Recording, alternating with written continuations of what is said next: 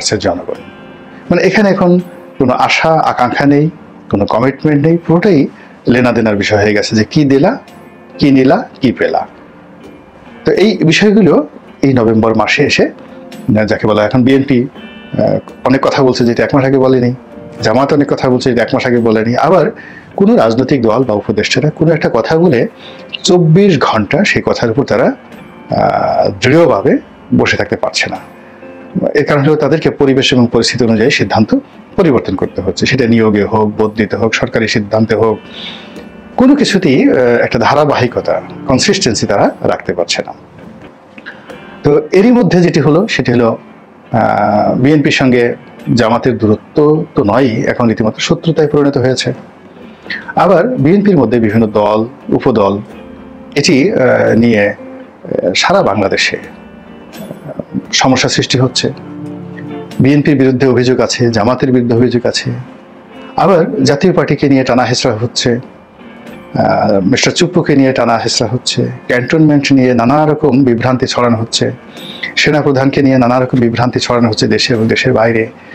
তো এই জিনিসগুলো মূলত লক্ষণ ভালো নয়, এবং এটা যাকে বলা হয় নভেম্বর এবং ডিসেম্বর সিনড্রোমে আমাদের অতীতে যে সকল বিপর্যয় এসেছে রাজনৈতিক জীবনে, এই বিপর্যয়টি এই 2024 সালে নভেম্বর ডিসেম্বরে এসে অতীতের যে কোনো সময়ের চাইতে ভয়াবহ আকার ধারণ করেছে। ডক্টর আসিফ নজরুলের উপর হামলা, কিংবা একজন ইয়াং যিনি উপদেষ্টা রয়েছেন আসিফ মাহমুদ, তিনিও প্যারিসে গিয়ে হেনস্থার শিকার হয়েছেন। এগুলো লক্ষণগুলো ভালো লক্ষণ নয়, ভালো লক্ষণ নয়। আবার ডক্টর ইউনূস এখন কোথায় আছেন, তাকে মানুষ দেখতে চাচ্ছে, কেউ কেউ তার ব্যাপারে গুজব রটাচ্ছেন তিনি চিকিৎসার জন্য দেশের বাইরে গিয়েছেন, এবং এগুলো নিয়ে সরকারের মধ্যেও কিন্তু নানা রকম কনফিউশন তৈরি হয়েছে। এই আওয়ামী লীগ হুমকি দিচ্ছে আজ আসবে, কাল আসবে, আজ 0 পয়েন্ট এটা করবে, কাল 32 নম্বরে ওটা করবে, পরশুদিন গোপালগঞ্জ এটা করবে। তো এই বিষয়গুলো নিয়ে আবার দৌড়াদৌড়ি শুরু হয়েছে, এবং এভাবে পুরো নভেম্বর মাস এবং ডিসেম্বর মাস যদি এই টানাটানির মধ্যে চলতে থাকে, তাহলে ব্যবসা বাণিজ্য যতটুকু আছে এটার সর্বনাশ হয়ে যাবে। গতকালকে একটা গার্মেন্টসের কর্মীরা বেতন পাচ্ছেন না, এর জন্য পুরো তারা ঢাকা ময়মনসিংহ যে মহাসড়ক সেটি বন্ধ করে রেখেছে সারাটা দিন, একটা গাড়ি চলাফেরা করতে পারেনি। এবং পুলিশ বলেন, মিলিটারি বলেন, স্থানীয় রাজনৈতিক নেতৃবৃন্দ বলেন, সমন্বয়ক বলেন, এই পুরোই আনকন্ট্রোল, কোনো কিছু করা যাচ্ছে না, মালিককে খুঁজে পাওয়া যাচ্ছে না। আর মালিক খুঁজে পাওয়া যাবে কি করে? তাকে তো টাকা দিতে হবে, এখন সে টাকা পাবে কোথায়? এখন সরকার এখানে যে সিদ্ধান্ত নিয়ে মালিককে জেলে নিতে পারে, মারতে পারে, ক্রস ফায়ার দিতে পারে, কিন্তু একটা ফ্যাক্টরিতে যদি 5 কোটি বা 10 কোটি টাকা তার পাওনা থাকে, এই 10 কোটি টাকা তো কাউকে না কাউকে দিতে হবে। এখন ব্যাংক সে টাকা দিতে পারছে না, বা মালিকের সামর্থ্য নেই। এভাবে অনেক বড় বড় কোম্পানি, সচ্ছল কোম্পানিগুলো দেউলিয়া হয়ে যাচ্ছে। বাংলাদেশের বৃহত্তম এবং প্রাচীন যেটা সিটি গ্রুপ, ওই যে তিল, আটা, ময়দা, সয়াবিন, পত্রিকায় দেখলাম যে তারাও ব্যবসা গুটিয়ে নিচ্ছে। এরকম বড় এস আলমের মতো কোম্পানি, তারা দেউলিয়া হয়ে গেছে, বেক্সিমকো দেউলিয়া হয়ে গেছে, এবং সেখানে রিসিভার নিয়োগ করা হচ্ছে। অল্প কয়েকটি বেক্সিমকো ফার্মা, এরকম অল্প কয়েকটি কোম্পানি তারা টিকে থাকতে পারছে, কিন্তু বাকি যে বেক্সিমকোর যে কোম্পানিগুলো, সেগুলো দেউলিয়া হওয়ার পথে। কিন্তু এটার এগেনস্টে তাদের প্রায় 80,000 90,000 কোটি টাকার যে ঋণ থাকে, সেটা কোথায় যাচ্ছে? আবার অন্যদিকে সরকার যে সিন্ডিকেট করেছিল সাবেক সরকার, এলএনজি কেনার জন্য, সিএনজি কেনার জন্য, তারপরে শেষে আইটি ব্যবসার ক্ষেত্রে, এইখানে তারা যে সিন্ডিকেটগুলো ঢুকিয়ে দিয়ে গেছে, জেলখানাতে বসে, দেশের বাইরে বসে, এখনো কিন্তু সেই সিন্ডিকেটই ব্যবসাগুলো পরিচালনা করছে। প্রথম আলো বিরাট করে রিপোর্ট করেছে, সাবেক জ্বালানি প্রতিমন্ত্রী যে নসরুল হামিদ বিপু, তার যে সিন্ডিকেট, তার যে কোম্পানি, এখনো এই সরকারের আমলে পুরো যে এলএনজি খাত কেনা, বিক্রয়, বিপণন, এই কাজটি নিয়ন্ত্রণ করছে তার কোম্পানি। হাজার হাজার কোটি টাকার কমিশন এখানে প্রতি মাসে না বছরে, এটা আপনারা বের করে নেন।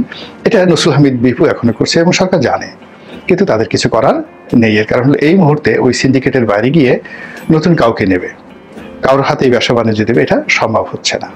ফলে কি হচ্ছে, সেই নসরুল হামিদ বিপু পলাতক, কিন্তু তিনি সুবিধা মতো এখন যাদের হাতে ক্ষমতা তাদের মধ্য থেকে তিনি তার এজেন্ট নিয়োগ করে ফেলেছেন, এবং এই হাজার কোটি টাকার লেনদেন উইদিন 30 মিনিটের মধ্যে, 5ই আগস্টের 30 মিনিটের মধ্যে তিনি কিন্তু করে ফেলেছেন, এবং দে আর প্রোটেক্টিং নসরুল হামিদ বিপুর ব্যবসা। একইভাবে চট্টগ্রাম বন্দরের হাজার কোটি টাকার ব্যবসা, একটা সিন্ডিকেট। 3 থেকে 4 জনের একটা সিন্ডিকেট আওয়ামী লীগের গত 15 বছর যাবৎ তারা চালাচ্ছিল। এর মধ্যে একরামুল করিম সাহেবের নাম আসছে, নোয়াখালীর এমপি, আব্দুল লতিফের নাম এসেছে, তারপর শেষে আজম নাসির সাহেবের নাম এসেছে, উনি সাবেক মেয়র। কিন্তু বন্দরের যে পরিচালনা পদ্ধতি, এখানে ইকুইপমেন্ট, রাতারাতি আপনি ইচ্ছে করলে এদেরকে বাদ দিতে পারবেন না। ফলে তারাই কাজ করছে। কি হচ্ছে, ওখানে যারা এই মুহূর্তে যাদের হাতে ক্ষমতা তাদের সঙ্গে তারা ভাগাভাগি করে ফেলছে। দৃশ্যপট থেকে তারা চলে গেছে, কেউ জেলে, কিন্তু জেলে বসে বসে তারা পোলাও খাচ্ছে, কুরমা খাচ্ছে, বিরিয়ানি খাচ্ছে। আর তাদের যারা এজেন্ট, এখন যাদের হাতে ক্ষমতা, সেই এজেন্টের মাধ্যমে এই পুরো ব্যবসা বাণিজ্য চলছে, সিন্ডিকেশন চলছে, সব কিছু চলছে। তো এই যে যারা সিন্ডিকেট করে 2 নম্বরই কর্মকাণ্ড করে সবকিছু চালাচ্ছে, তারা তাদের মতো চলছে। কিন্তু সাধারণ মানুষ আমরা বাইরে থেকে যেটা দেখতে পাচ্ছি সেটা হলো ধরো মারো খাও। যারা জীবনে হয়তো দেখা গেল 5 কেজি টিয়ার পায়নি, কাবিখা পায়নি, এটা আওয়ামী লীগ করেছে, এখন সেই লোকগুলো ঘর হারা, বাড়ি হারা। বিএনপির জমানাতেও এরকম ছিল।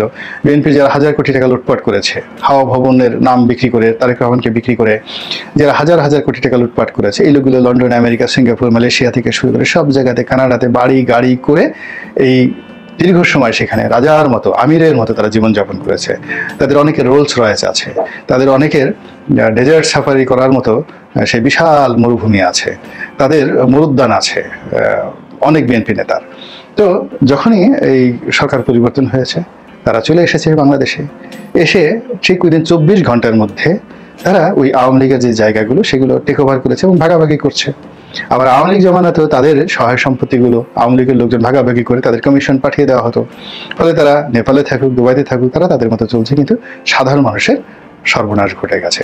তো এই যে একটা নভেম্বর এবং ডিসেম্বর মাস যেটি নিয়ে আলোচনা করছিলাম, তো এখন এই যে সিন্ডিকেশনের মাধ্যমে জাতীয় অর্থনীতি লুটপাট এটা চূড়ান্ত পর্যায়ে রয়েছে, কিন্তু কোনো একটা অবস্থার কিন্তু উন্নতি হচ্ছে না।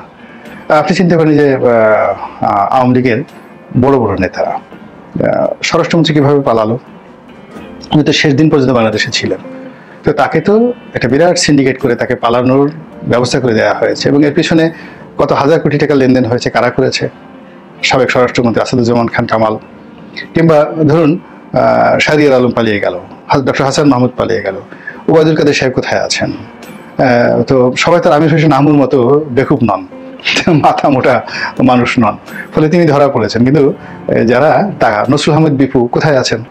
আপনি কি তার টিকিটে ধরতে পেরেছেন? হায়রা সালমান এফ রহমান, আনিসুল হক, এ তো নির্বোধ, তারা কি ঠিকই ধরা পড়েছেন। তারপর সেই দাড়ি ঠাড়ি কামিয়ে তাদেরকে নিয়ে যে নাটক করা হলো, লুঙ্গি পরে যেভাবে ছবি তোলা হলো, হাত যেভাবে বেঁধে নৌকায় করে যাদেরকে ঘোরালো হলো, তো এই লোকগুলো নেগোশিয়েট করতে পারেনি। কিন্তু যারা নেগোশিয়েট করতে পেরেছেন, যাদের বন্ধু ছিল, যাদের নেগোশিয়েট করার সুযোগ ছিল, তারা কিন্তু সবাই নেগোশিয়েট করে একেবারে ফুলরুত করে চলে গেছে। শামীম ওসমান সাহেব কোথায়, কিভাবে খেলা হচ্ছে এখন, তিনি কোথায় গিয়ে খেলছেন?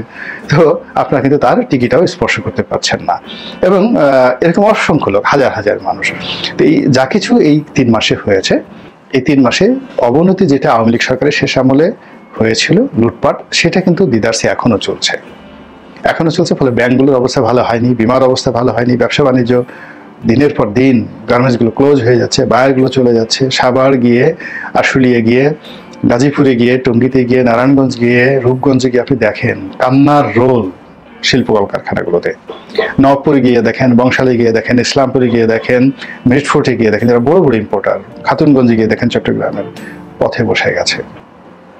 তো এই যে যখন এরকম একটা অবস্থা তৈরি হয়, তখনই এই নভেম্বর এবং ডিসেম্বর আমাদের জাতীয় জীবনে পট পরিবর্তনের একটা প্রেক্ষাপট তৈরি করে ফেলে।